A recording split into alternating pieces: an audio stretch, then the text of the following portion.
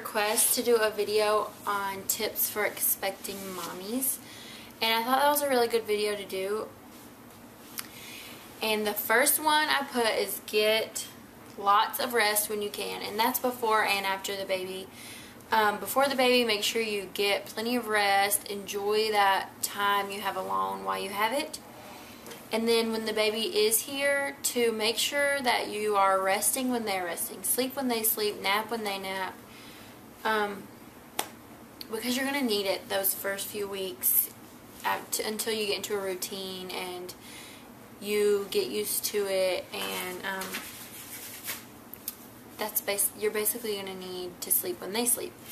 And the second one I put is not to buy a lot of one thing, but to buy a little of everything, because every single baby is different, and there's not one thing that every single baby loves. And for example, like, don't buy a whole lot of one specific bottle. Buy like one of each different bottles if you plan on bottle feeding. Because Brennan and Colin both went through bottles before we found one that they really liked.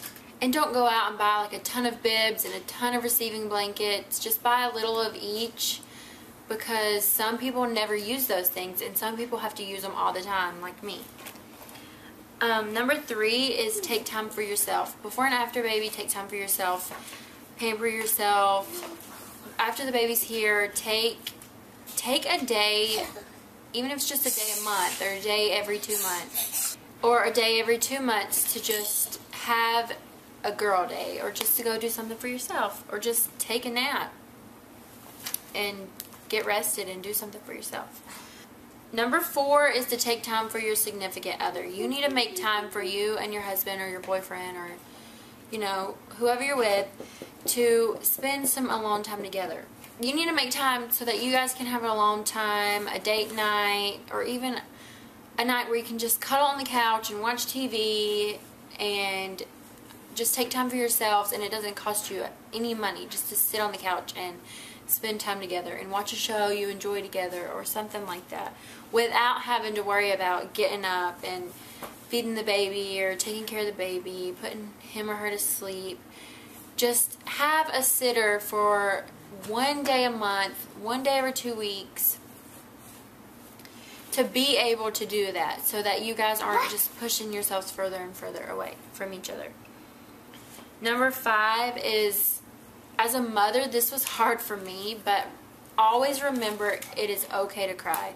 After you have a baby, you're going to be so emotional. I cried every single night for a week or 2 for no reason at all, just because I was emotional, and then I would make myself feel bad about crying.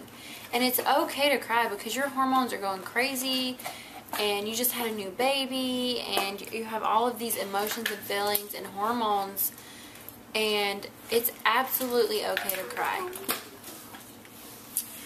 Number 6 is don't feel guilty for asking for help. You've just taken on a whole new life that you have to care for and take care of, and that's a huge responsibility, and it is hard in the beginning until you get used to it and you get into a routine with your baby. And no one should feel guilty for wanting a little help or asking for some help. And I know moms are like, I want to do it myself, because I was the same way, but don't feel guilty to ask for help. If you need a nap, ask someone to watch your baby for an hour, just to come sit with your baby for an hour so you can get a nap in. And there is absolutely nothing wrong with that, and you shouldn't feel guilty for asking for help. And number 7 is to take it easy while your body heals. And I definitely took it easy with Brennan, because I was in a lot more pain with that postpartum recovery.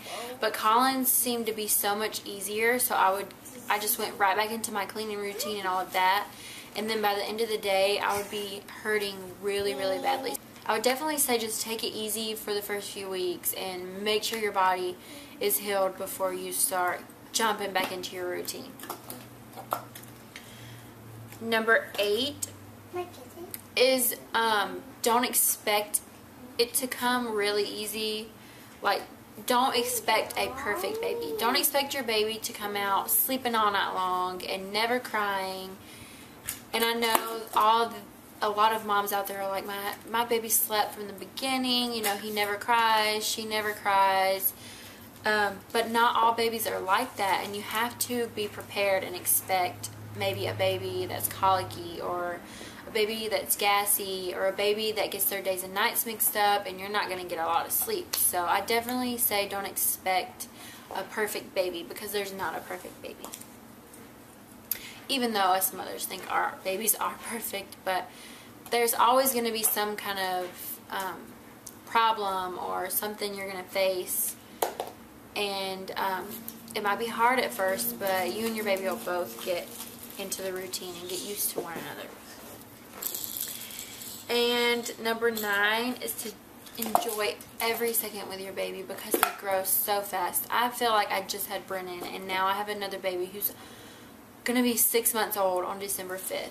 So he's like 5.5 months old, and it seems just like yesterday that he was born.